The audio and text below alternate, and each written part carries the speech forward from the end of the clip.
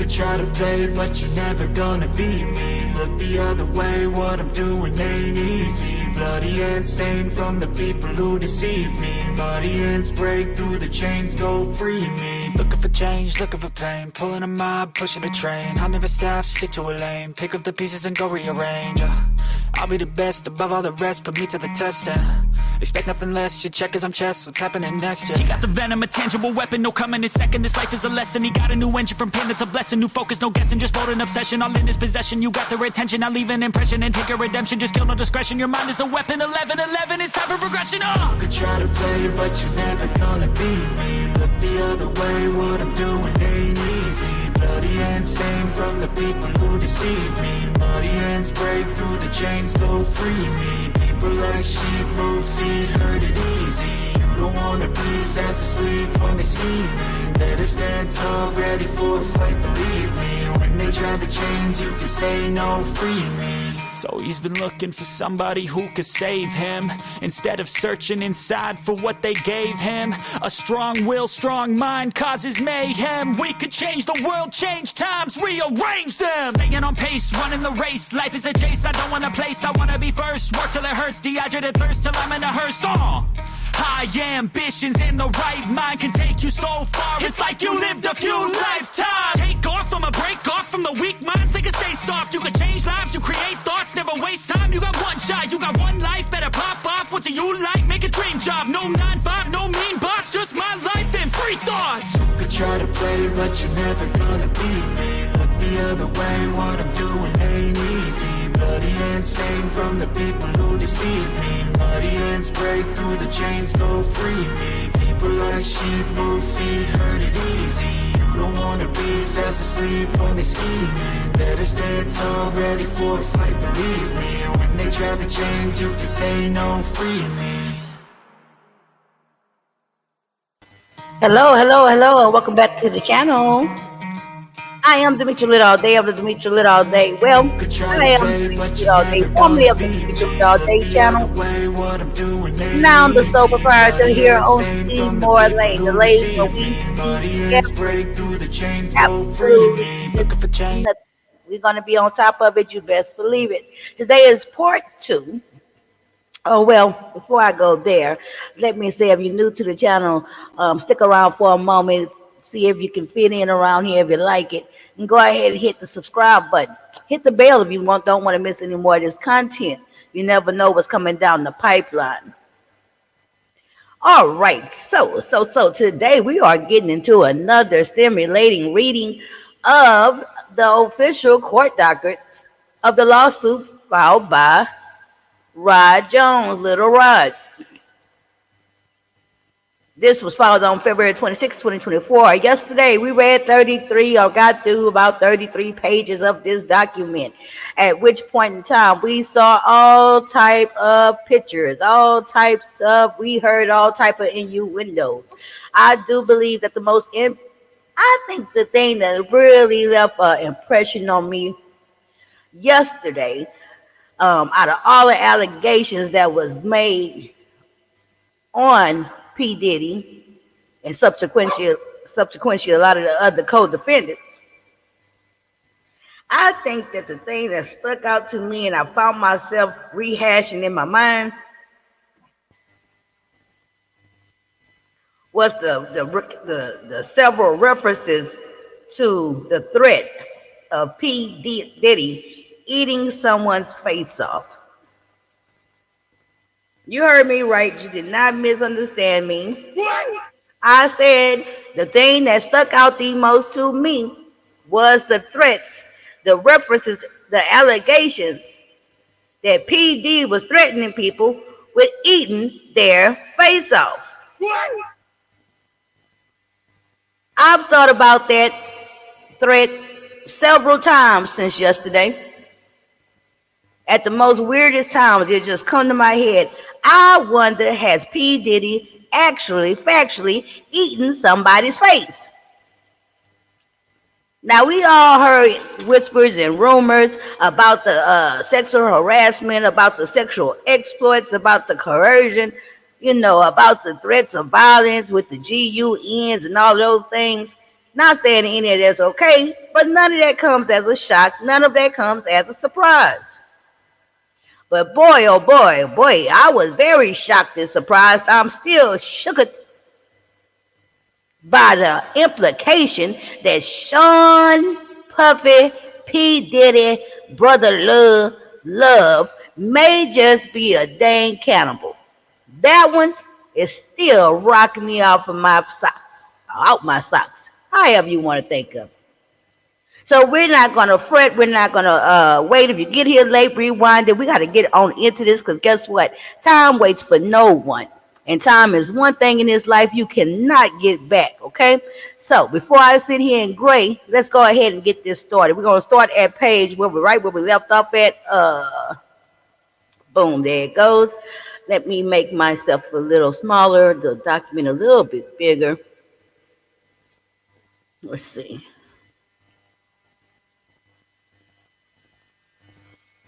Boom. So y'all can kind of read along here.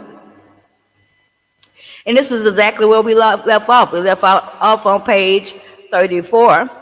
First cause of action.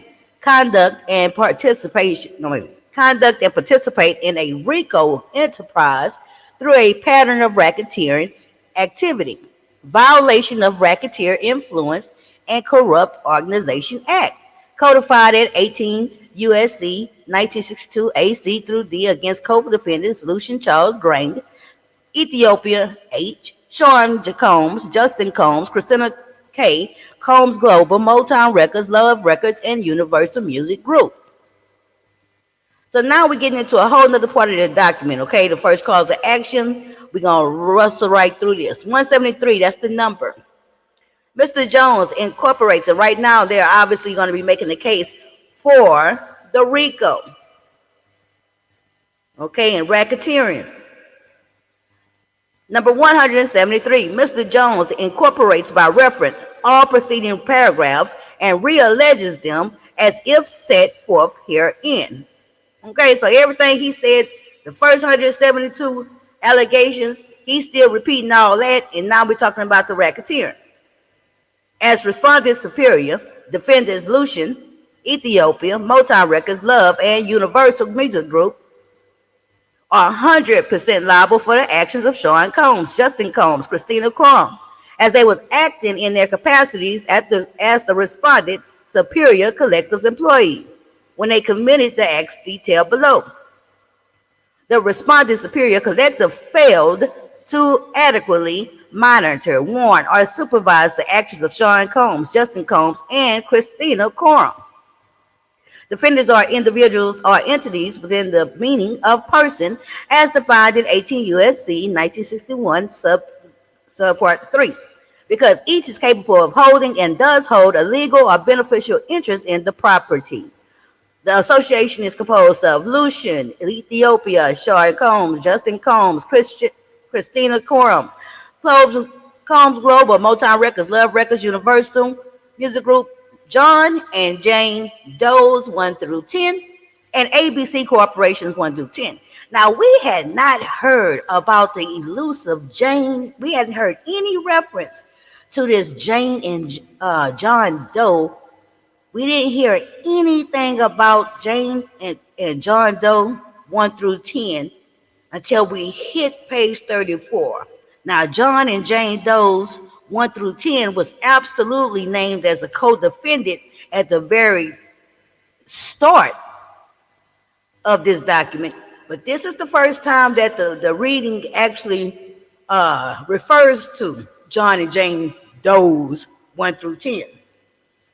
So we can pretty much, it's safe to say, we're going to see where they fall in all this, okay? So anywho, Section 1962A makes it unlawful for any person who has received any income derived directly or indirectly from a pattern of racketeering activity or through a collection of an unlawful debt in which such a person has participated as a principal within the meaning of Section 2, Title 18, U.S. Code, to use or invest directly or indirectly in any part of such income or the proceeds of such income in the acquisition of any interest in or the establishment or operation of any enterprise which is engaged in or the activities of which affect interstate or foreign commerce. So basically, that's just saying, hey, you know already it's illegal to receive income through illegal means. Boom, simple. Section 1962C makes it unlawful for any person employed by or associated with any enterprise engaged in or the activities of which affect interstate or foreign commerce to conduct or participate directly or indirectly in the conduct of such enterprises' affairs through a pattern of racketeering activity. More of what they said the last time. You know it's illegal to get money or to try to make money or even work in association with racketeering.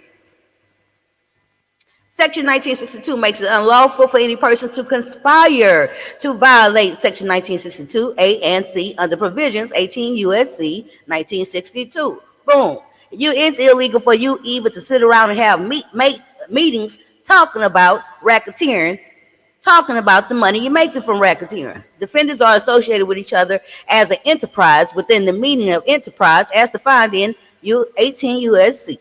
Okay, so that right there, they just explaining how they're able to construct this enterprise and the relationship they all have to each other, meaning the U.S., the companies, P. Diddy, his son, all the named parties, they calling them an enterprise.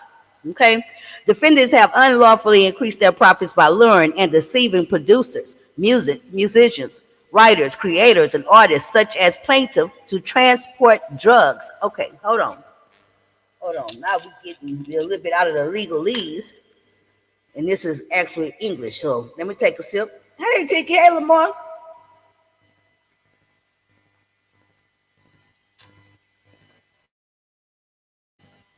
Child, had to take me a sip of soda. All right, so now this is not just the legalese, right? I hope y'all having a good evening. Let's read number 180 again.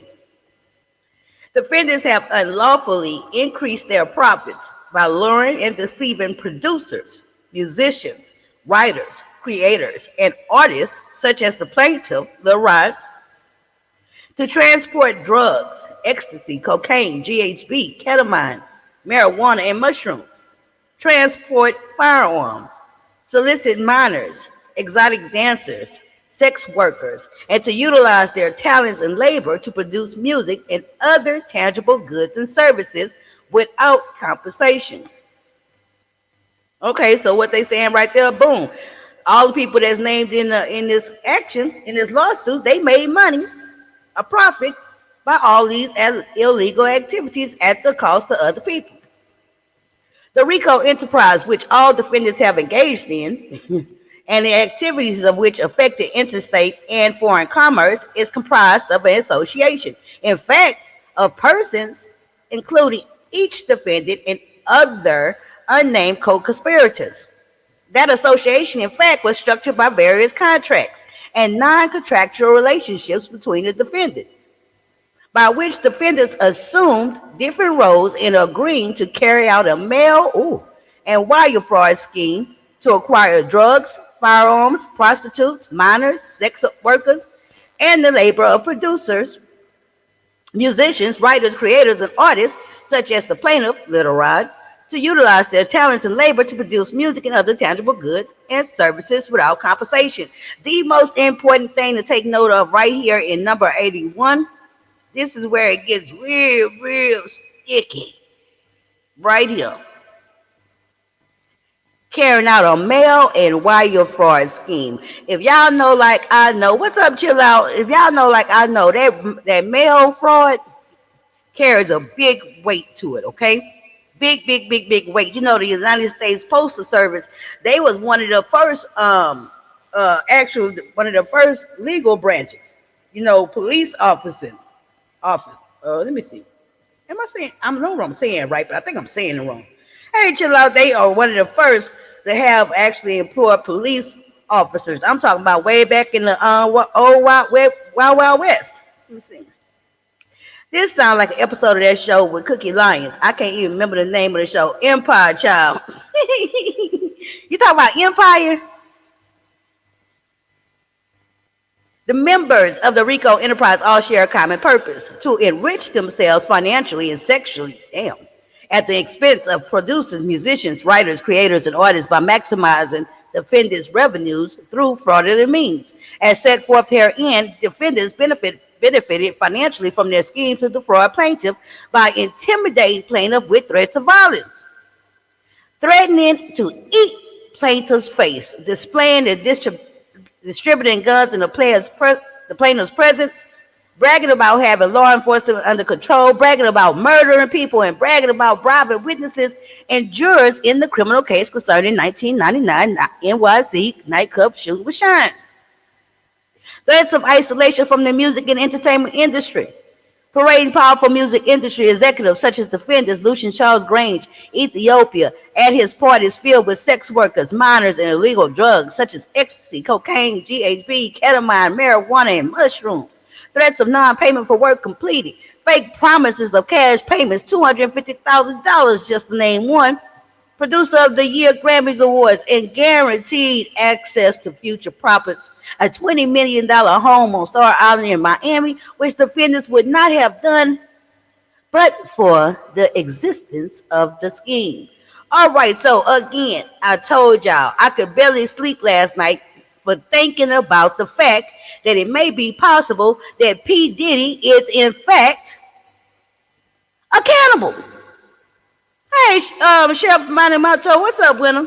Hey, CC. That's the thing that disturbed me the most. I could barely sleep last night. Visions of Puff Daddy eating random people's face just plagued me. If this thing actually goes to a criminal trial, and it comes out that he is in fact a goddamn cannibal, I'm gonna just fall out, lay me flat out. They not just making that accusation, and he not just threatening to eat people's face for no reason. Let's continue. The members of the RICO enterprise all share common interests. Did I just read that? No, the same thing. They're repeating themselves. To enrich themselves financially and sexually at the expense of producers, musicians, writers, creators, and artists by maximizing defendants' revenues through fraudulent means. As set forth herein, defendants benefited financially from their scheme to defraud plaintiff Leroy, including by making false representations that claimed that loyalty and obedience to Mr. Combs will result in cash payments. They talk about that $250,000 again.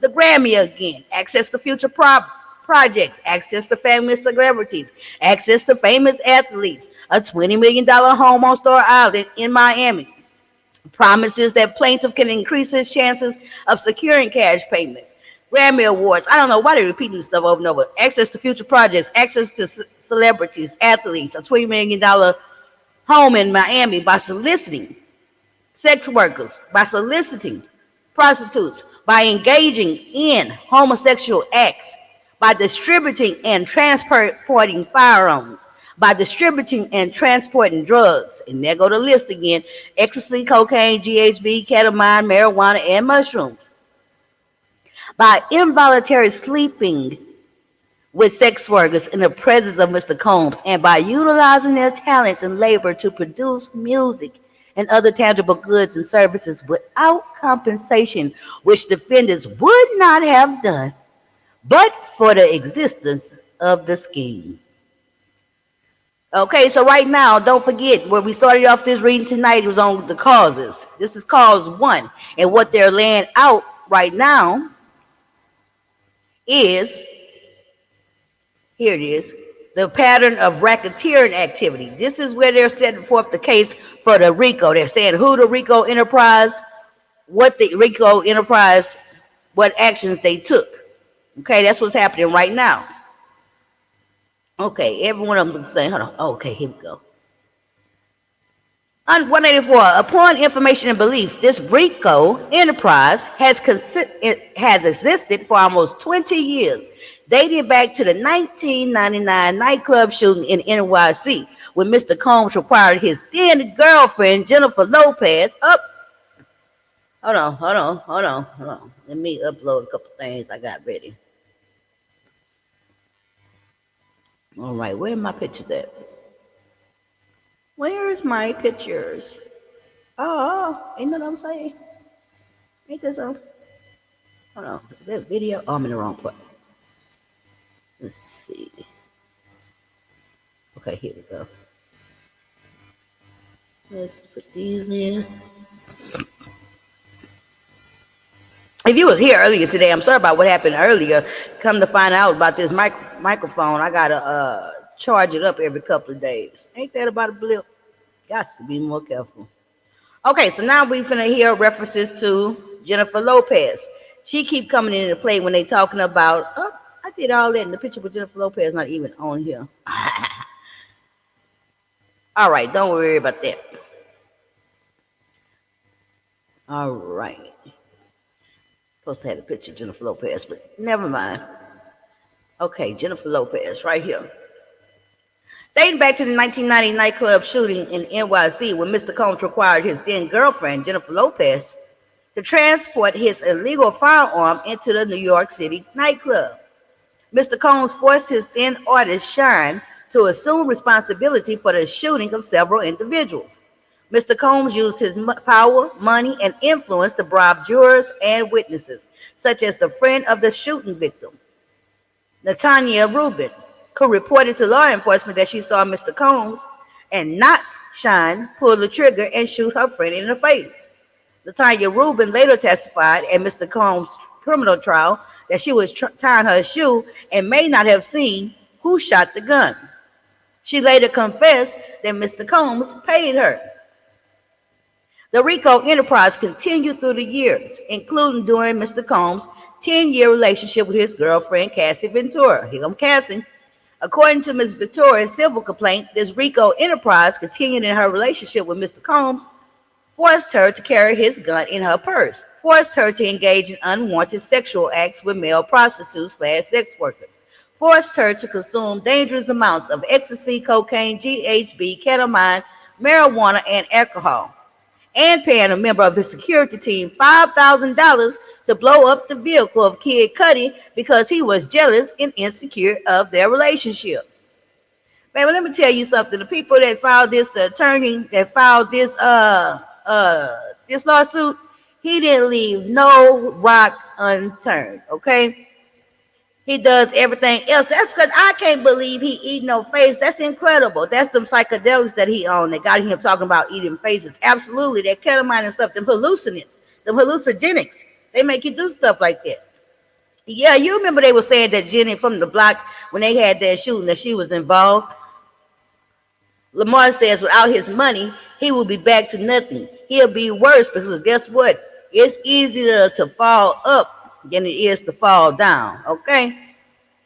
And falling down from a certain level, boy, they seem to jump off of bridges and put a pistol to their head. A lot of people can't handle not having nothing after having something, okay? Let's see. The RICO enterprise continued from September 22 to the present day, as evidenced by the hundreds of hours of video and audio recordings in the plaintiff's possession. Defendants Sean Combs, Justin Combs, Christina, his assistants, and staff all orchestrated, participated, managed, and executed the RICO enterprise by purchasing and distributing ecstasy, cocaine, GHB, ketamine, marijuana, and mushrooms, by purchase and distributing firearms, by requiring the solicitation of sexual encounters with prostitutes, sex workers, and minors, and by forcing artists, creators, musicians, and producers to utilize their talents and labor to produce music and other tangible goods and services without compensation. The RICO enterprise has functioned as a continuing unit and maintains an ascertainable structure separate and distinct from the pattern of racketeering activity. You know, after reading this, it's been a while since I read anything very fluidly.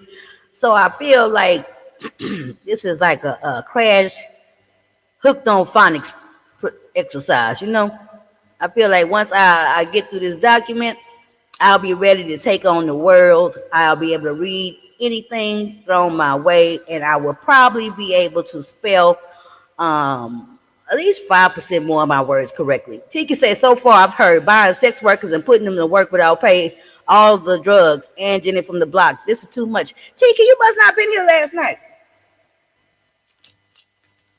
Girl, you know I always think you're here. You might not have been. I don't think you was here last night. What you here last night?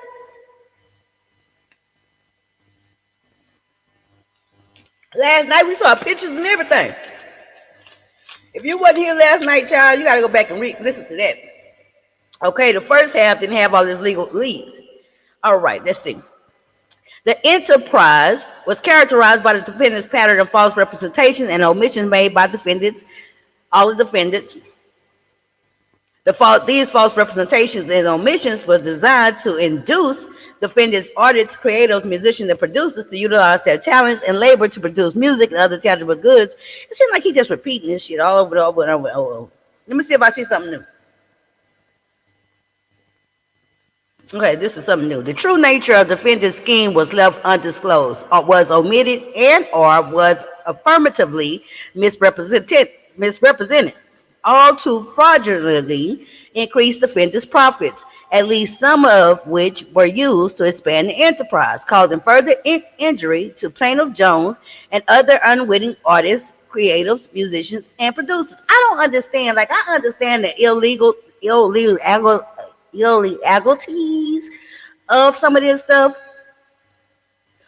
but I don't understand how they saying that it was like a RICO. They're making all these points, but when they trying to prove racketeering, right? And they saying that the defendant, that P. Diddy and all his co-defendants stood to gain profit, right? To make money. How in the heck was they making money? They wasn't moving the drugs. Nobody was saying that they had people moving drugs interstate in order to distribute them, like to sell them to make money. Nobody was saying they was getting the sex workers and making them go to work to make money. They was saying they was acquiring these people and their services for their own personal thrills and satisfactions and perversions. You know, to me, that hardly stands to be a RICO, but I'm not a judge. I'm not the jury, right? Oh, well, I don't know. So, number 191, the defendant's scheme was reasonably calculated to deceive Lil Rod, artists, creators, musicians, and producers of ordinary prudence and comprehension through the execution of their complex and illegal scheme to misrepresent the effectiveness of soliciting prostitutes, sex workers, and minors, and distributing drugs and guns that did not, would not, and could not lead to securing Grammy Awards, purchasing $20 million homes, participating on future products, 250,000 cash payments, and meeting influential music industry. Baby, at this point in time, this lawyer is simply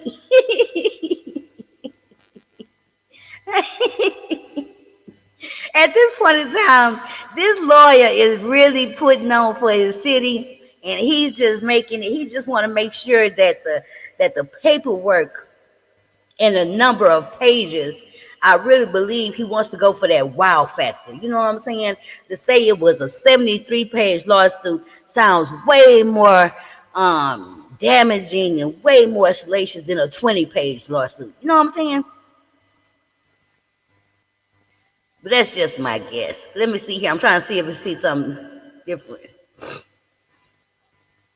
This is good. Defendants Lucian Charles Grang, Ethiopia, Combs Global, Motown Records, Love Records, and Universal Music Group control and participate in the activities of the enterprise in a variety of ways as set forth herein, including but not limited to developing and marketing scores of writing camps and listening party services that are marketed to innocent, unassuming artists, creatives, musicians, and producers who are vulnerable and in seek of opportunities to work and share their craft. So this is how they lure them in. This is how they seduce them. This is how they bring in more people in over and over again. Cece say it is a RICO if he's putting them to work at his celebrity freak parties. It's called pimping. You sure right. And you know what? Speaking of pimping, and I'm not gonna get too far off into that, but y'all stay tuned next month for some content. I'm a show that pimps up, hoes down. Okay, it's been a recent wave of pimps getting out of prison, and I think it's very important that I put the community on guard. Okay, so be looking for pimps up, hoes down, commentary and content starting next month on the channel right here on Seymour Lane near you. Winter says it is possible for it to be still. I mean, it is possible for it to still be trafficking, even for personal use, drugs, men, women, etc. Okay, okay, they don't have to make the money. Okay, okay, okay, I got you.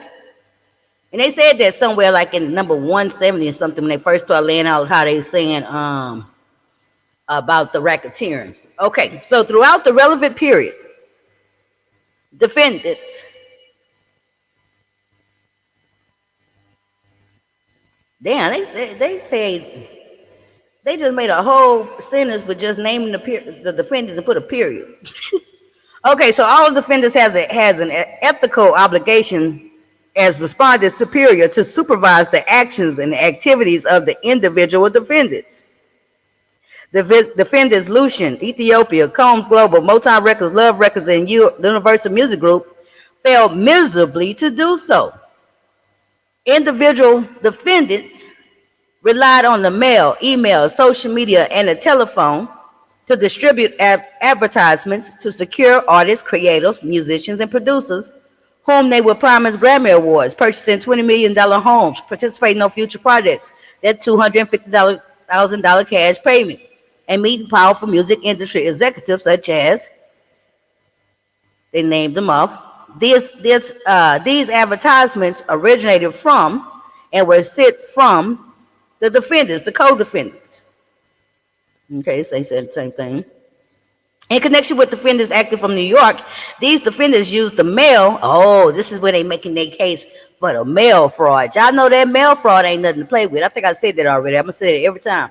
In connection with defendants acting from New York, these defendants used the mail and interstate wires to solicit plaintiff Jones and artists, creators, musicians, and producers, and to use plaintiff Jones and the artists, creators, musicians, and producers to utilize their talents and labor to produce music and other tangible goods and services without compensation, as well as the solicitation of sexual encounters with prostitutes, sex minors, and sex workers and minors, and the purchasing and distribution of illegal firearms and drugs. Each of these acts was undertaken with the knowledge and approval of all other defendants in furtherance of the goals of their conspiracy. Furtherance, like that word.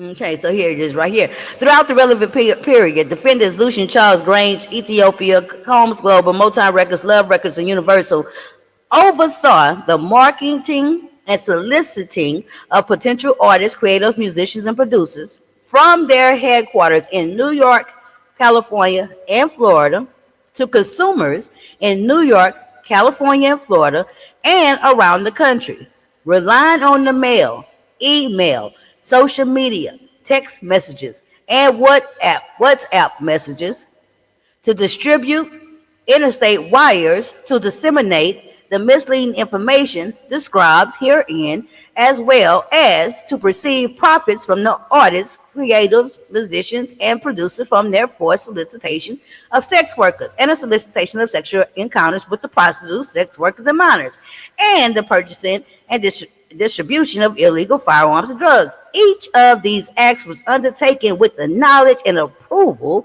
of all other defendants in furtherance of the goals in their conspiracy. Ciao. Now, here we go on number 197. They're finna name a few people. The one name that we have not heard until now is going to be this Robin Greenhill. That's the accountant. This is the first time we're hearing about Robin. And I'm waiting to hear about John and Jane Doe's 1 through 10. But this is a new player, Robin Greenhill. Robin Greenhill, the accountant, would ensure the wiring, funds transfer, or cash payments to sex workers. Frankie Santella, Moy Bond, Brendan Paul, and KK would also be responsible for ensuring payment to sex workers in cash. Young Miami, Jade and Daphne. Oh, Joy. Okay, so I just really paid attention to the fact that Daphne Joy supposed to have been one of his freaks, and Daphne Joy is that half Asian girl 50 Cent had the baby with. Okay. So, Young Miami Jade and Daphne Joy were paid a monthly fee to work as Mr. Combs' sex workers and received payment via wire transfer from Robin Greenhill, which outlined defendants' ongoing criminal operation. During the 10 years preceding the filing of this action and to the present, all defendants did cooperate jointly and severally in the commission of three or more of the predicate acts that are itemized at 18 USC. Okay. Beginning at an exact date unknown to plaintiff, but 10 years preceding the filing of this action, defendants have knowingly, willfully, and unlawfully participated in a pattern of racketeering activity that continues to this day. See, they're trying to make these racketeering charges. Okay. Okay. Let's see. All this that's repeating itself over and over and over. Hold on. Yeah, this is different. The defendant's wrongful conduct has caused injury to plaintiff Jones, remains a part of their ongoing business practices, and remains a continuing threat to plaintiff Jones and the public. Okay, they say MP did is a threat to the public, this whole organization. Defendants Association with the enterprise enabled defendants to conduct, direct, and control a pattern of fraudulent illegal activities over a substantial number of years, which continues to this day. To further their goals, the defendants, working in concert, engaged in various forms of criminal activity, including the solicitation of and sexual encounters with prostitutes, sex workers, and minors, and the purchasing and distribution of illegal firearms and drugs. Shall I repeat this 1,000 times? All right, so right here, it's saying defendants committed multiple acts of mail fraud in violation of the 18 USC. So let's see. Defendants voluntarily and intentionally devised and participated in a scheme to defraud plaintiffs out of money in reliance on the mail. Defendants committed these acts with the intent to defraud the plaintiff Jones and all those other people that Mr. Jones is so worried about. You know, the lawyer is making reference. Hey, Fun Proud Glamour, the lawyer is making a lot of reference, and he's making sure that every time he talk about the injury done to Lil Rod, that they also think about all the other little people, the artists, creators, or musicians. So I'm wondering, was a portion of any proceeds or any settlement that Lil Rod was able to get, is he gonna have a fund for all these other people he throwing up in them? Because mark my words, at the top of this document, it says, whatever his name is, Rod Jones versus all these people. It does not say Rod Jones and artists and creatives and musicians and producers, right? They throwing that in for flair. Defendants used the mail for the purpose of executing the fraudulent scheme when heard in. Okay, so same thing. Let me see if I see anything new. Don't see nothing new. Nothing new. Wire fraud, how they sent the money through the wire fraud, through bank transfers to the sex workers, prostitutes, and all of them. And further its purposes. Nope, nothing new right there. Child, okay, let me read this. Defendants could not have furthered their fraud without the ability to use telecommunications to share information with clients and retailers nationwide. Because defendants needed to communicate with clients and retailers around the world, the use of interstate telecommunication wires to conduct the fraudulent activity was necessary and inevitable. Oh, you know, that's one of my words, inevitable. Okay, let's see. Now this is interesting. Number 220. Compensatory damages alone will be insufficient to deter such conduct in the future. There needs to be a criminal referral to the United States Justice Department, as well as to the state's Attorney General's office. Wherefore, plaintiff requests that the court issue an order and grant judgment to the plaintiff as follows. Now, I read that because right here might be what, thank you, Lamar. Right here might be what kicked off the criminal portion. Okay, right here in number 220. Thank you for those 20 gifted memberships, Lamar. Thank you, thank you, thank you. Compensatory damages alone will be insufficient to deter such conduct in the future. There needs to be a criminal referral to the United States Justice Department as well as to the state attorney's general office. And then boom, they filed this on February 26th of this year. What was Monday? The 24th or whatever Monday was.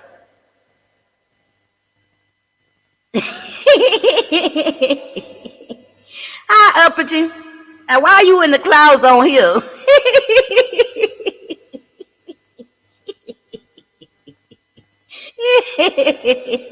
Child, they got 10 people up here and 3 of them in the clouds. Okay. Thank you, Lamar. It sure is appreciated, man. You know, I'm at a time right now. I'm telling y'all, let me tell y'all, God is working with me, right? He always working with me, but right now, he going in on me. And I'm talking about in a good way, right? I'm getting something finna break in my life and something finna be so good and excellent. And I'm laughing because it's something so profound, right? Happening that I can't do nothing but throw my hands up and just say, okay, God, which way you want me to go? What you want me to do? What's the lesson? What you showing me? And I'm doing it at the speed of lightning, okay? Because stuff keep happening in one direction and I keep on saying, okay, in the other one. Let's continue. Thank everyone for their support and thank you, Lamar. It's greatly appreciated. Let me see right here. All right, so let's get to this sexual assault and sexual harassment against Mr. Combs. Oh, wait, this is a second cause, okay? So this is the second cause of action. The first one was about the racketeering and the RICO. Now, this one is going to be sexual assault and sexual harassment against Mr. Combs. So right here, they're going to be making all these charges to only P. Diddy. At this point in time, what it's saying and what they're pointing out is they're not naming the co-defendants in this second cause of action, okay?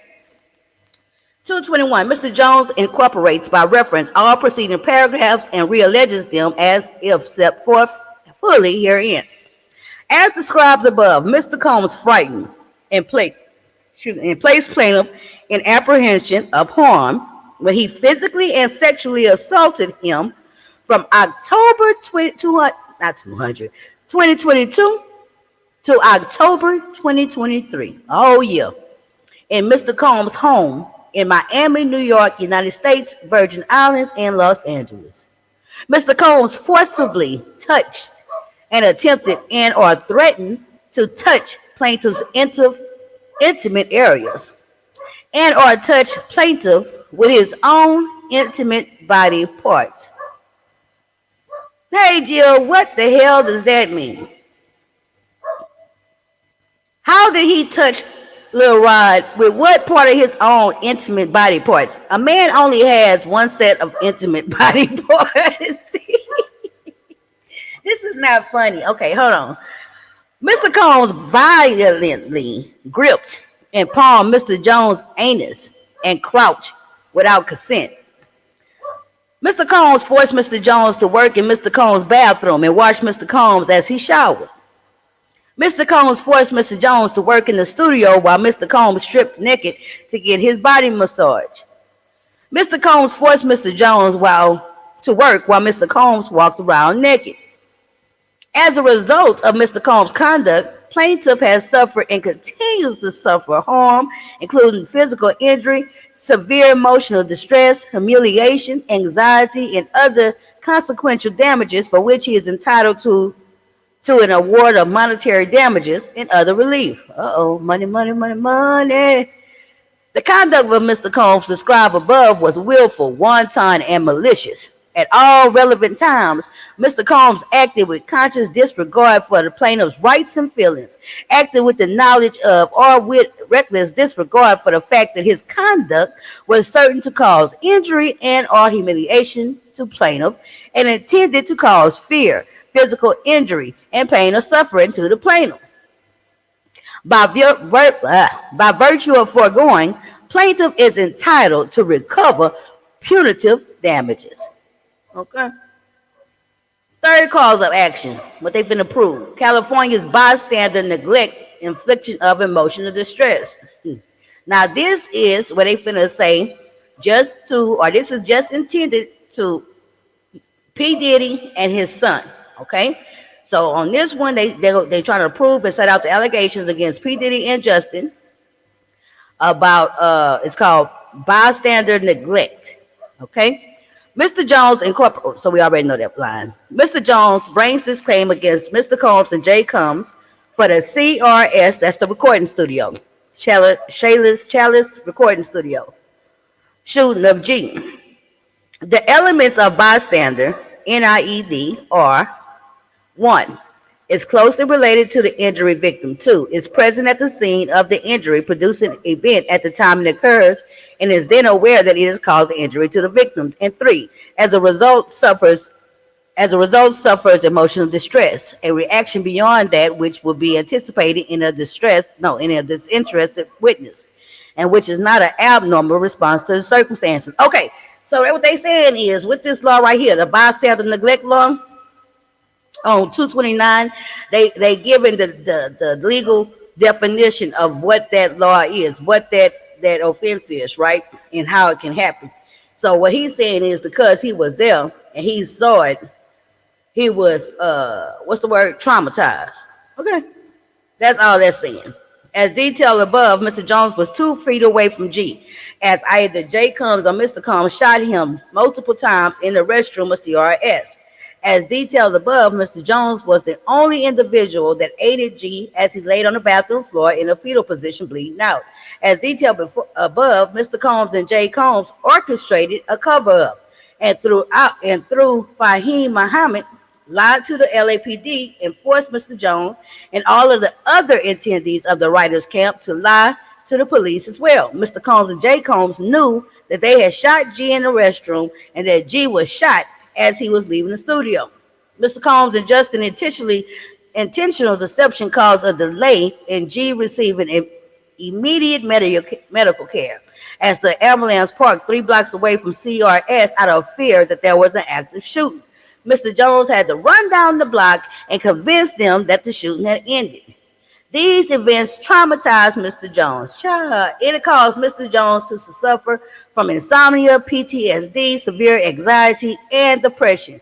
Additionally, the fear and silence from the remaining witnesses aided in the reinforcement of Mr. Combs' statements that he is untouchable. As a result, Mr. Combs and Justin Combs' conduct, plaintiff Jones has suffered and continues to suffer harm, including severe emotional distress, anxiety, and yada, yada, yada. So what we're saying right now is, okay, so for future reference,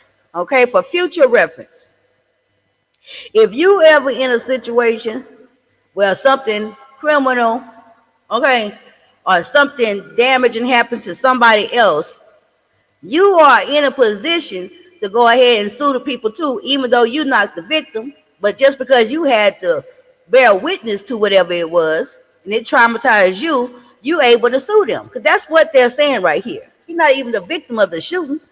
Hey, family. Hey, Jill. God forgive me, but is this attorney actually insinuating that every time the man behind was touched, it wasn't the cheeks, but the actual anus?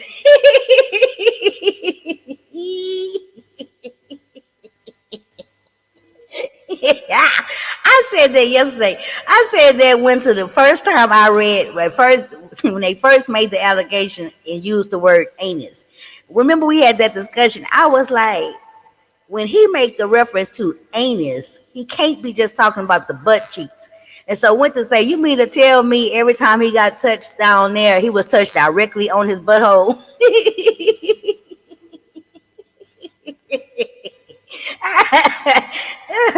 Wait a minute, Lamar say suing for a sore butthole, Lord, child. And you know, he say, in between the words here, I guess anytime he supposed to have the sexual homosexual acts, It's the time when he got drugged and he woke up butt naked the next day. Okay, he remembered everything else but those moments. He just woke up with a sore butthole, I guess. So, not to make light of sexual abuse, but child, fourth case of action. Child, you wasn't here yesterday. They talked about young Miami cousin girl, Tiki. All right, so this is Jane Doe number one. Here go to Jane and John Doe's 1 through 10. Let me cut on my light.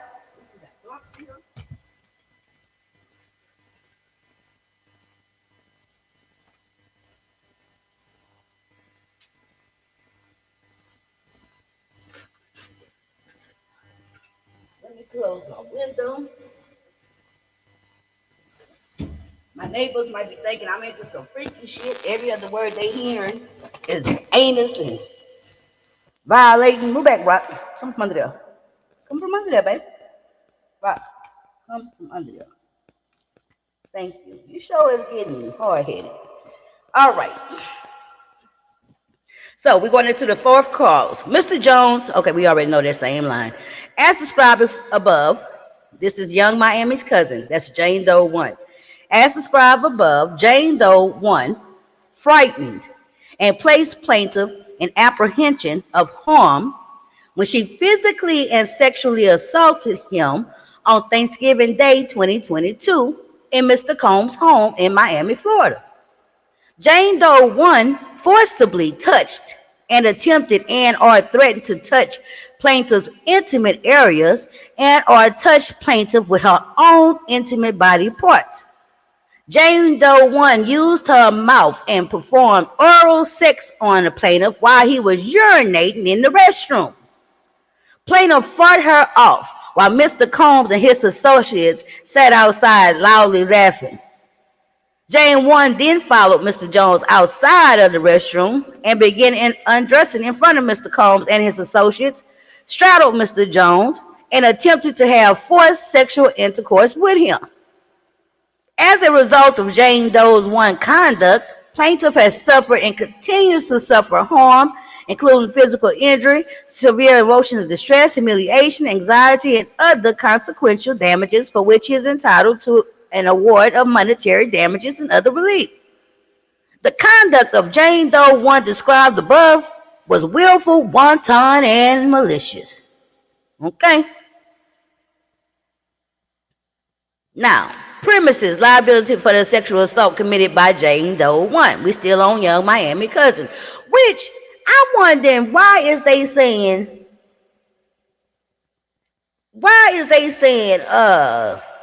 Jane Doe 1 when in reference to young Miami's cousin when they literally said her name earlier, remember? And they actually had like 2 pictures of the woman. So why is she Jane Doe at this moment? Jill talk about he went to say Jesus. At least they didn't say she touched his anus. No, they literally said that she was trying to give him some head while he was urinating. They did not say after urinating. They said while he was urinating. Okay, did y'all catch that? Mr. Jones was sexually assaulted by Jane Doe 1 in Miami, Florida on Thanksgiving 2022. Mr. Combs was present while Mr. Jones was being assaulted by Jane Doe 1. Mr. Jones was legally on the premises as a guest and invitee of Mr. Combs, even though it was at Young Miami house. Jane Doe 1 was legally on the premises as a guest and invitee of Mr. Combs. Mr. Combs owned the premises and had dominion and control over the premises where Mr. Jones was harmed. Mr. Combs had dominion and control over the actions of Jane Doe 1 and failed to step in and stop Jane Doe 1 from sexually assaulting Mr. Jones. I thought they was at Young Miami house, but he might own Young Miami house.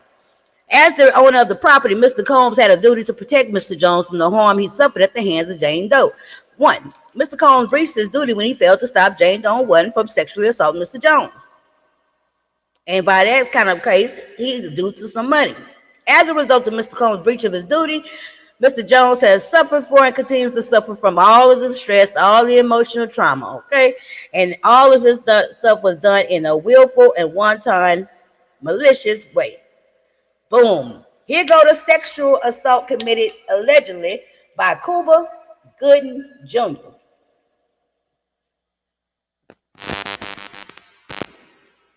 Hold on, I had to wet my whistle, child. I saw today, I got a news alert on my phone, and it said something about Cuba Gooding Jr. was officially named as a co-defendant. I say, well, damn, they're a day behind my ass. Hey, foot soldier, you want to go get in the corner, child? They forgot to redact it. Girl, they had the pictures and everything. Forgive me, everyone. That's why I feel like, okay, let me not be laughing, but at the same time, this is weird. Forgive me, everyone. I should not be joking about these people's trauma, but they put themselves there trying to get put on. Exactly. Mind you, the man was 45 at the time. Okay. And he did this shit from October 2022 to October 2023.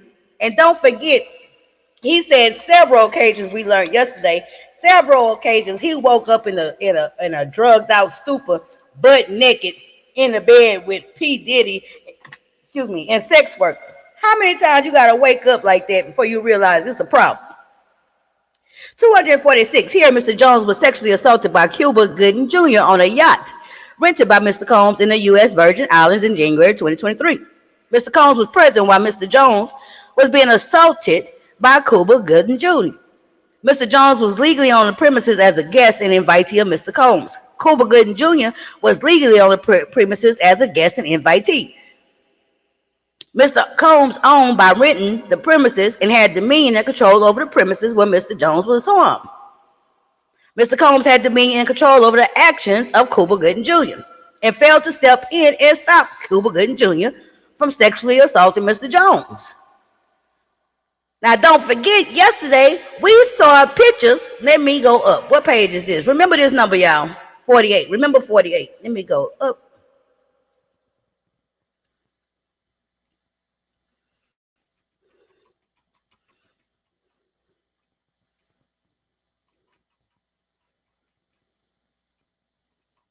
Okay, we're going to look at some of these pictures. Boom. There go the picture.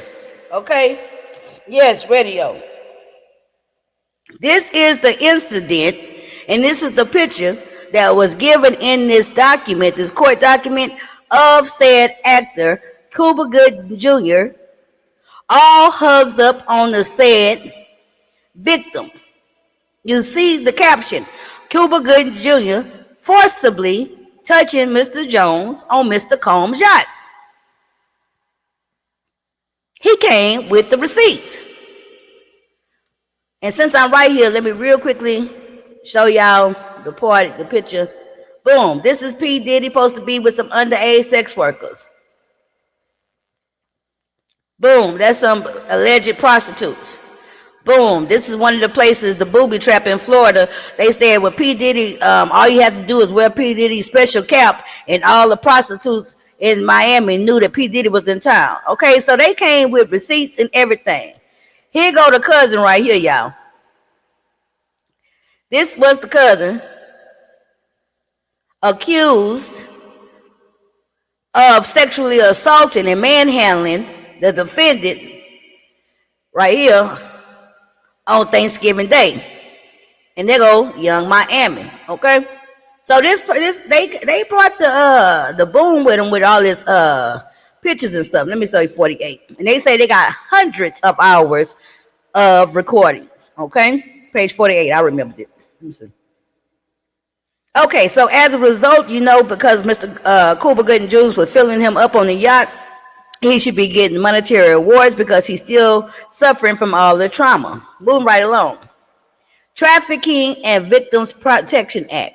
Now, this is against P. Diddy, Justin, KK, that white lady who handles business matters, and Combs Global, his own personal business. So it says, all those defendants knowingly and intentionally participated in, perpetrated, assisted, supported, facilitated a sex trafficking venture that was in and affecting interstate and foreign commerce, together and with others, in violation of 18 U.S.C.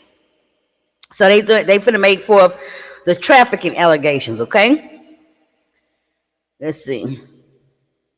Okay, so they named all the different defendants I just said, and they said that they intentionally recruited, enticed, provided, obtained, advertised, and solicited by various means Mr. Jones, Lil Rod, as well as other class members, knowing that defendants Sean Combs, Justin Combs, KK, and Combs Global would use means of force, threats of force, fraud, coercion, and a combination of such means to cause Mr. Jones, as well as others, some of whom were under the age of 17, to engage in commercial sex acts.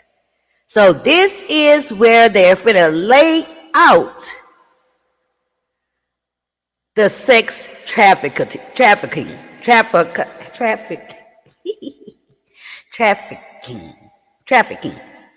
Okay, so all those named defendants and employees had actual knowledge that they were perpetrating and facilitating Mr. Combs' sexual abuse and sex trafficking conspiracy to recruit, solicit, entice, coerce, harbor, transport, obtain, and provide Mr. Jones, as well as others who were under the age of 17, into commercial sex acts through the means of force, threats of force, fraud, abuse of process, and coercion. They said that they were in reckless disregard of the fact that Mr. Combs would coerce, defraud, and force Mr. Jones to engage in commercial sex acts. Defendants, all the ones they named, defendants' actions were in and affecting interstate and foreign commerce, including his music distributing and publishing activities, which were in and affecting interstate and foreign commerce. Okay, so they trying to push the deal. Let me see if they say anything different.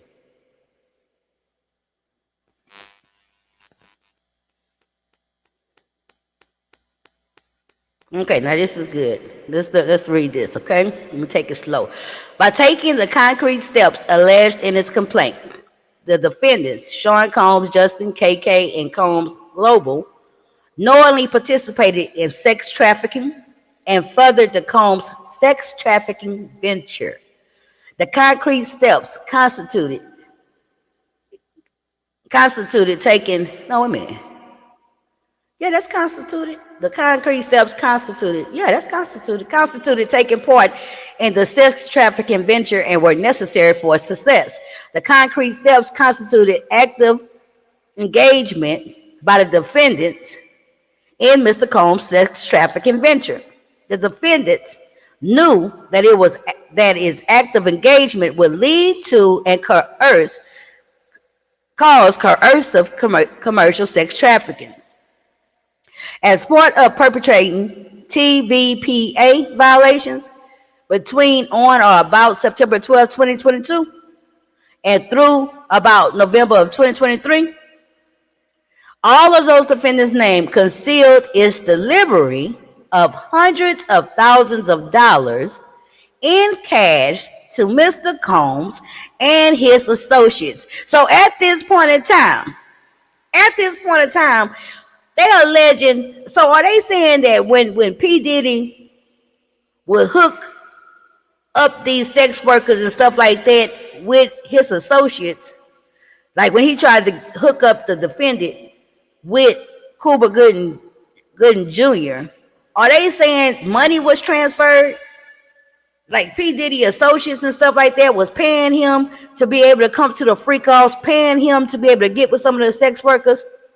Because that's the only way I can see or imagine that money would be transferred in transferring hands. And now I'm starting to think that when they keep talking about the drugs, are they saying that the drugs was at the party but they wasn't free? Lamar said, by the looks of the paperwork, did he hit? Yeah, absolutely. He screwed over. And then I just had saw him before I came on here. I got to go look into it. But they made some adjustments to this claim, this paperwork here. And the stuff they took out, all they did was replace it with other criminal activities. So they are not getting off the gas, okay? California premise inadequate or neglected security. Okay, so they're going to just say that P. Diddy was responsible for securing everybody else. We already know that's going to say. Aiding, abetting, and inducing a sex trafficking venture in violation of the trafficking victims. Let's see what this is. They talk about the sex workers again. Now look at this. Mr. Combs' co-conspirators benefited financially and received things of value from their participation in the Combs sex trafficking venture, including payments and other compensation from Mr. Combs. The co-conspirators who benefited financially include, Justin Combs, KK, her direct reports, Brendan Paul, Frankie Stantella, and Moy Bourne. So what they saying is they got paid for their services. Just like this dude here who was just arrested this week for being a drug mule. He wasn't just being a drug mule for free. He got paid. Frankie Stantella, he was one of the guys that was in charge of getting the prostitutes and paying them the money. Louis Bond was responsible for that too. So they was getting paid by Mr. Combs, and so therefore making them part of the sex trafficking venture. Okay, I get it. Let's see. This all the same stuff. They just said 1,000 ways. Let's see. I don't see anything new. They just using the terminology aid and abetting. That's one of my favorite legal terms. Let's see. But y'all know that. All this is repeated over and over and over and over and over and over. I'm trying to see if I see any new claims.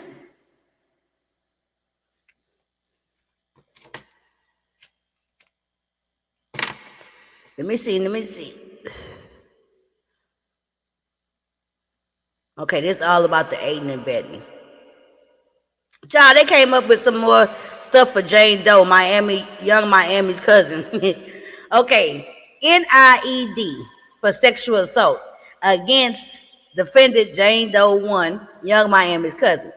Okay, Jane Doe's 1 conduct created an unreasonable risk of causing emotional distress to plaintiff, and Jane Doe 1 knew or should have known that such conduct was likely to result in emotional distress that might and or likely would cause illness or bodily harm. This is because she got in his lap and tried to screw him in front of people. Plaintiff's emotional distress was foreseeable to Jane Doe 1. As a direct and proximate result of the neglect conduct of Jane Doe 1, plaintiff suffered and will continue to suffer severe emotional distress. Jane Doe 1's conduct was wanton, malicious, willful, and cruel. John. Okay, so they're saying the same thing about P. Diddy. They say Mr. Combs' conduct created an unreasonable risk for the disturbance to the plaintiff. Same exact language against P. Diddy. Okay, let's see. Damn, he was not pleased with young Miami cousin trying to come in their bathroom with him. Okay, this is a 12th cause of action. This is about the 4th cause of action that's absolutely dedicated to Jane Doe 1. Let's look what this say. Jane Doe 1 engaged in conduct toward plaintiff that is extreme and outrageous to exceed the bonds of decency in a civilized society, namely by inter alia, subjecting him to sexual assault and misconduct. Let me look that word up right here. Let me see what that means. Let's look and learn. Let's see. That's some type of Latin term, I'm sure. Inter alia. Google. Definition.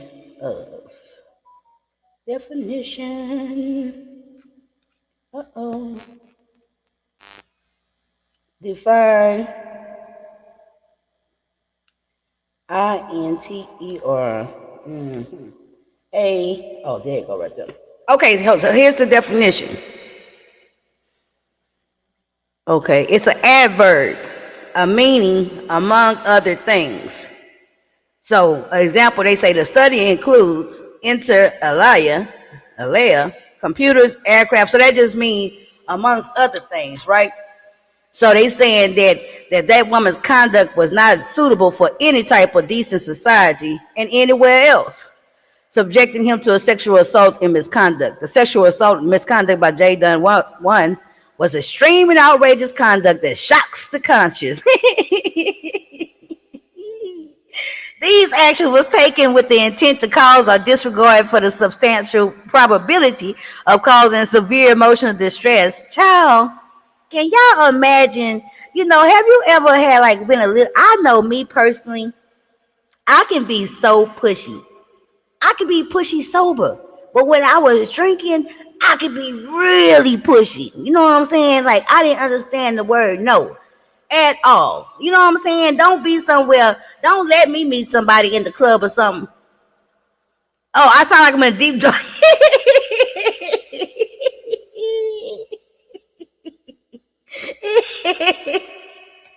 Grandma say, Demetri, why you sound like you in a deep dark turn? Is that better? Girl, I be tripping with this microphone. Allegedly, Young Miami cousin is supposed to be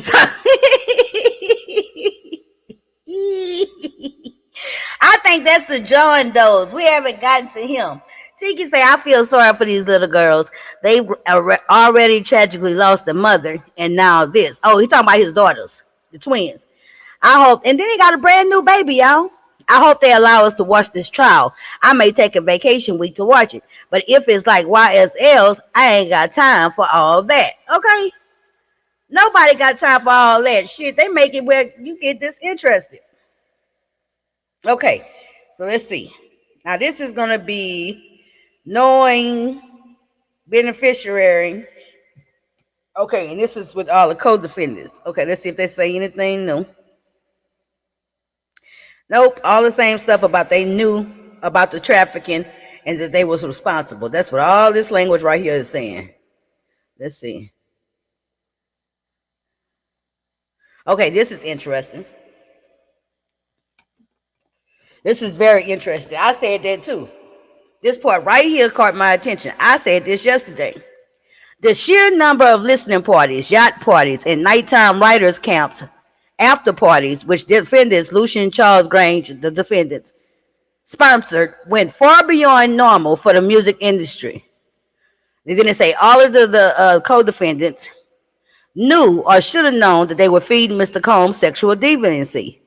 Moreover, the circumstances in which Mr. Combs was requesting such large amounts were far from routine and should have raised numerous red flags, taking it well outside the routine circumstances. Now that makes sense. What he's saying right there is they already know all them parties, all them camps, a party after the party, and they was funding them. They knew they had something to do with some felonious doings. They knew there was some nefarious works. Now that makes sense. They say the defendants was providing large sums of cash to Mr. Combs under the circumstances of this case was entirely inconsistent with the ordinary duties of a record label, music group, publishing partner, or as an employer employee. That sounds very, very, very, very, very reasonable. Okay. All this stuff is the same stuff. Hold on. All this is about saying all the same stuff they already said 1,000 times. Hold on.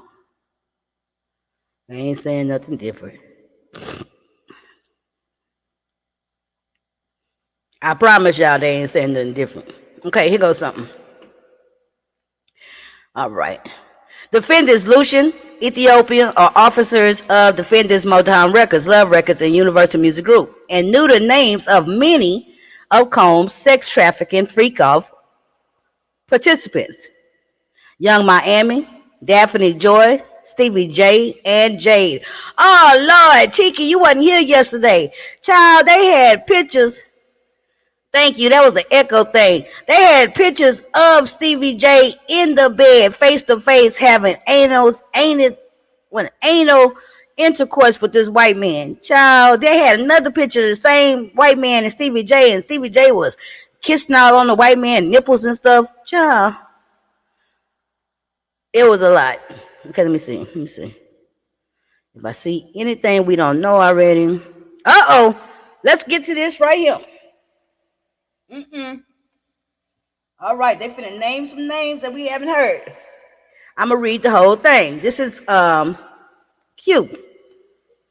Among the financial benefits that the defendants, all the same defendants, received for participating in facilitating Combs' sex trafficking venture were the affiliation and access to Mr. Combs' popularity. Mr. Combs was known for throwing the best parties.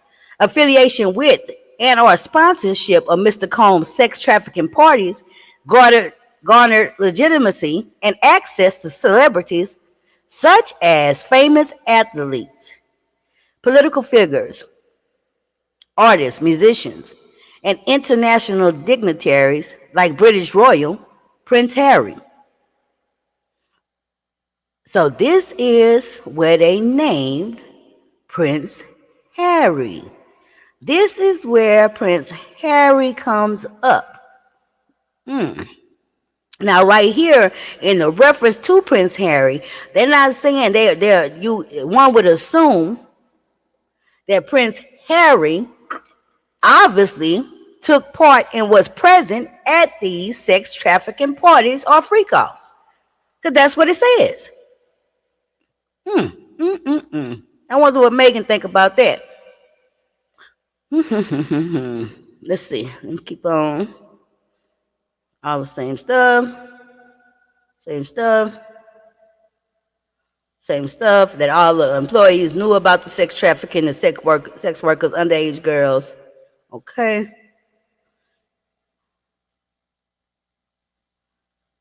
Okay, same language. Same language.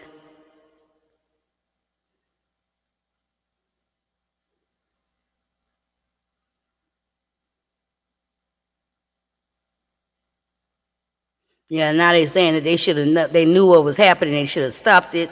Talking about all the defendants, meaning that the executives that he named and the companies that was named, the music labels. What this is, obstruction of the enforcement of the trafficking victim.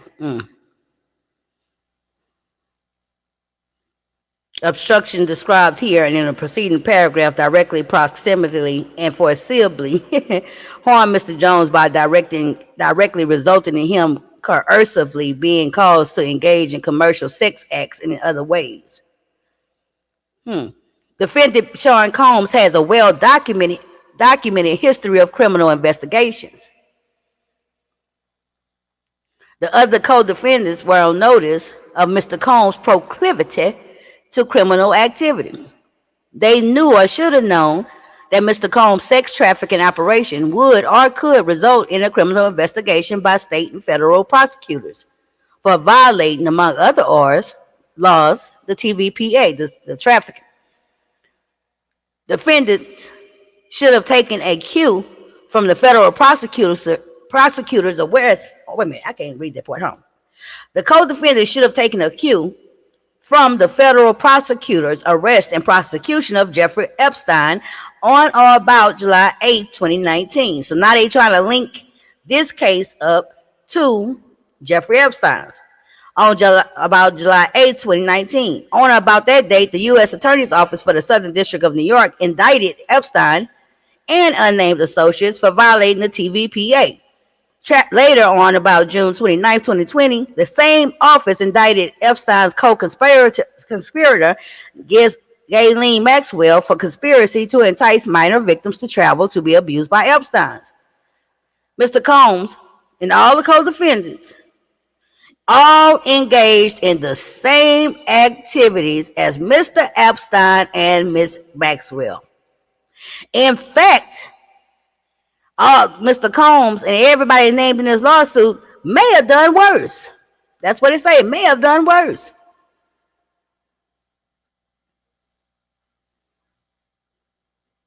Okay, let's see.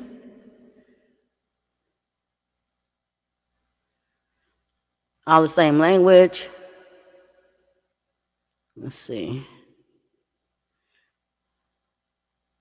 Okay, now they're talking about the tax papers. I'll read this. It's something different. As an example of how defendants attempted to obstruct, interfere with, and prevent state and federal government's enforcement of the TVPA, the defendants, all of them, failed to timely file with the state and federal government the required tax forms that detailed the sponsorship and partnership payments provided by the defendants to Mr. Combs. So now they talking about tax fraud. Timely filing of these reports is required by the United States Tax Code and related laws and regulations. These reports are tools that the state and federal government uses to detect and prosecute, among other illegal activities, the sex trafficking and the violation of the TVPA.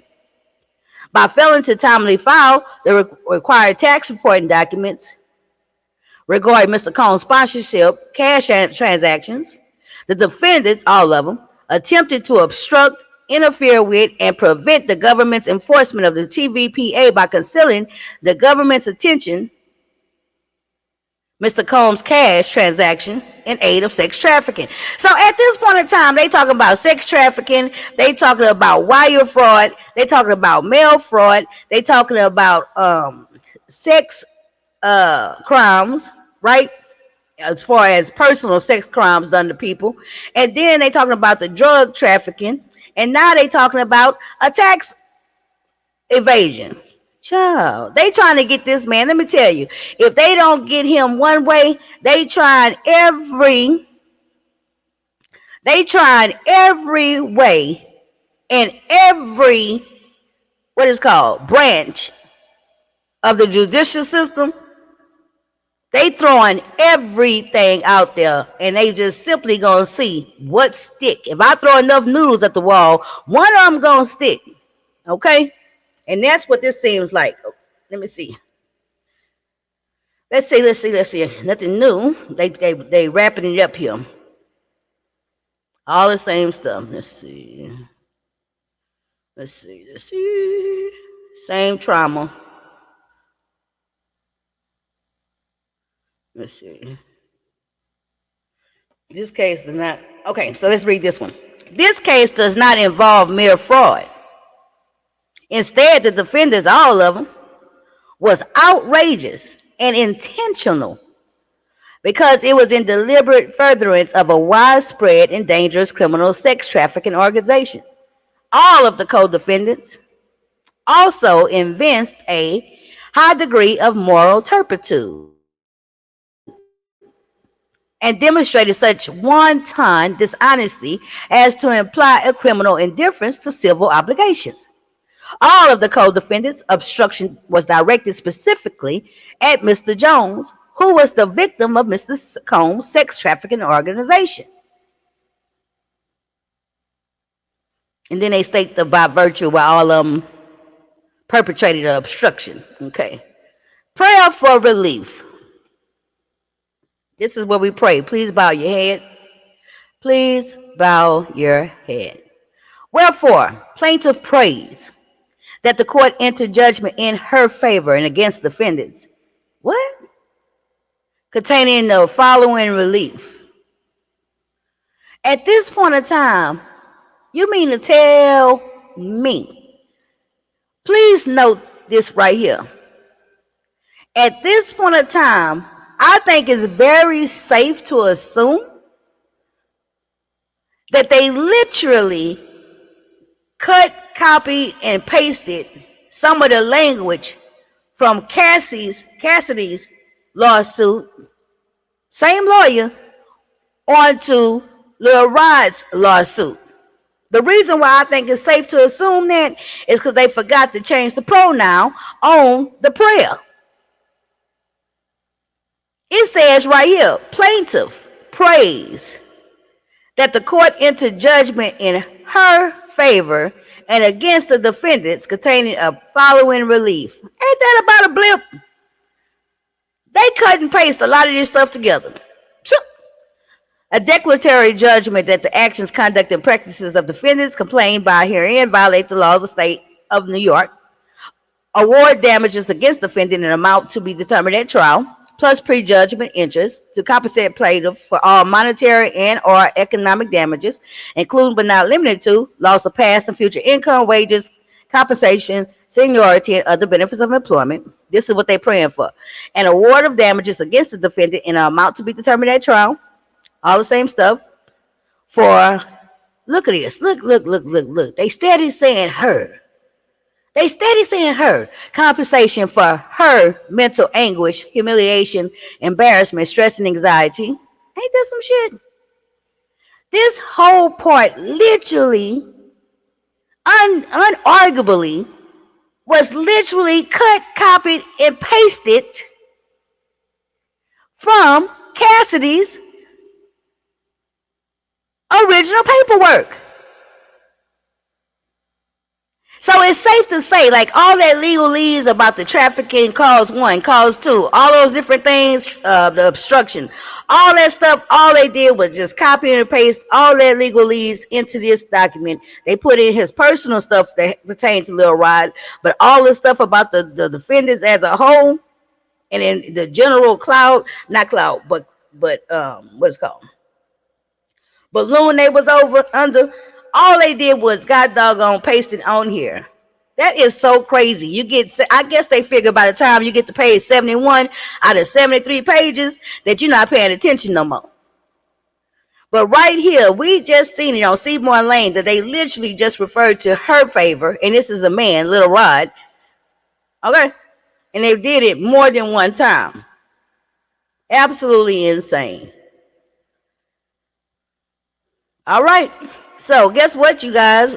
We made it through. Oh, great Jehovah, how I made it over. I know it was kind of trying. Okay, I know that today's reading was very laborious, but we got through it. Now going forward, as we hear about this case against P. Diddy, Sean Combs, Brother Love, okay, Puff Daddy, bad boy. As we listen to this play out in the public eye, the 12 of us will know everything they talking about. We will know the ins and outs of this case. When they talk about the trafficking, when they talk about the TVPA, Seymour Lane will be able to look to their neighbor and say, they talking about the Trafficking Act. Yeah, it's real sloppy. His case piggybacked off of hers. Exactly. And don't forget, it was the exact same attorney. Okay? The exact same attorneys, exact same law office and everything. And what I heard today in passing, and I got to go back to go listen to it, was that he actually going to represent a few more people. So I learned a lot. Yes, and I think tonight one of the biggest things that we saw how they broke down the racketeering, right? We saw how they broke down the RICO enterprise. We saw that the main thing tonight, we saw how they made the case for mail fraud, tax evasion, wire fraud, a lot of everything. Yes, there was some good listening. I enjoyed listening to the charges on Diddy. Child, we will be well versed, very well versed. Okay, so I will be you guys' eyes and ears as far as the all the innuendos, all the salacious gossip and things like that. I got a plethora of things as far as articles and videos to watch. I've been saving them all. I will be going through those things. This will be the one trending topic that I'm going to just follow. You know what I'm saying? A couple of times a week, come in and see where we at with the case. And that's that. Y'all just don't know. I am worn out. Okay. I want to thank y'all again for joining me. Thank you, Lamar, for the super, the gifted memberships. I appreciate it. Thank you to all my moderators and to Seymour Lane. Before we leave Seymour Lane, let me ask y'all a question. Not like immediately, but I've been kind of thinking as this channel grows and takes shape. Do y'all think I need to probably start thinking about changing the name of it? From Seymour Lane, not like right off the bat, not real soon, right? But like in a month or two after I really build up this content on this channel and get a flow going, right? Do you think I might need to change it to like something to say that it do a lot of true crime or something? Y'all be thinking about that. Be thinking about how I can change the name to this and also still keep to my branding, which is the Lit Lane brand. You know what I'm saying? So it's not for y'all to answer that right off the bat, but in the back of y'all minds, kind of be mulling over that to see if y'all think of something. Any and all suggestions will be considered. You think so? I think so too, because when I be watching a lot of the different justice channels and stuff like that, I think I need to have some type of true crime in the name. Not to say that I'm just do true crime, but you get what I'm saying. All right, y'all. My dog wants to go out, and so I got to take him out. Okay. Y'all be blessed. Don't be stressed. He can handle all the rest. Don't forget, it's your show. Do what you feel. Yeah, I think that'll help with the I think what'll happen is that'll also help with the algorithm, right? With the algorithm and with the tagging and stuff like that. So that's what I've been looking at. I've been kind of really studying a lot of other different channels and other venues. I've been really watching. That's why you guys notice, if y'all ever notice in my in like the description and stuff, y'all see I've been using a lot of the tag words, the SEO, the search engine optimization. It's like I'm really back to the basics of like a new YouTuber. It will help new people find you. I know, right? Do with your heart. Yeah, I'm feeling like I'm gonna have to take that under consideration. Yep. All right, you guys. I'm gonna let y'all go because I'm gonna want y'all to let me go. I am tired. Y'all be blessed. Don't be stressed. He can handle all the rest. Tomorrow is Good Friday. Make sure it's good to you and that you're good to somebody else. Good night.